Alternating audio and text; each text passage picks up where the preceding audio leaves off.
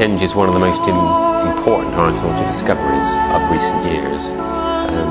Whilst it's likely that other timber circles existed in the Bronze Age 4,000 years ago, nowhere else does the timber actually survive, and that's what makes this discovery so astonishing. The fact that the 55 oak posts were still preserved in the peat and sand of Holme Beach 4,000 years after they were transported to the site.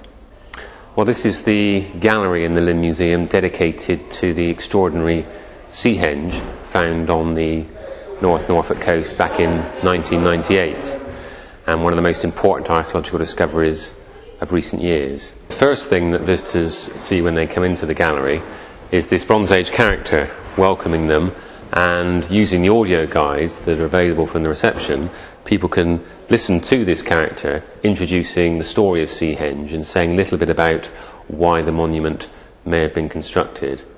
And then behind me we have the reconstruction itself, which is intended to give visitors a sense of what the original monument would have been like. At the centre of the ring of timber posts was an upturned stump, and archaeologists are of the view that it's most likely that a body was laid out on this stump, someone of great significance, perhaps a chief or a priest.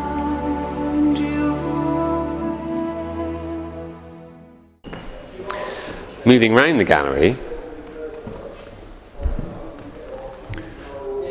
we come to the timbers themselves, which are very much the centrepiece of the gallery, and the displays present the timbers in the context of the beach at Holme on which they were discovered. What we have here is about half of the original timbers from the Seahenge circle, and this half replicates the reconstruction which visitors see when they first come into the gallery. Many of the timbers also have the marks left behind by Bronze Age axes, and we have the sorts of axes that would have been used to create the Seahenge monument on display in the case on this side of the gallery. Something like 50 different bronze axes were used to shape the timbers and create the monument.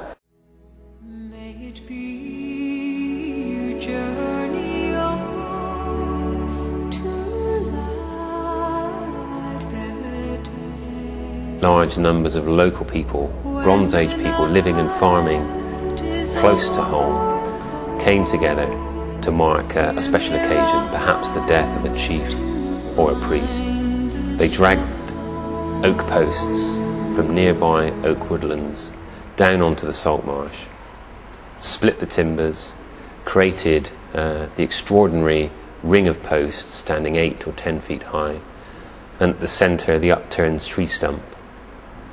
The likelihood being that a body was laid out on the tree stump to be picked clean by birds and animals, and then the bones reburied.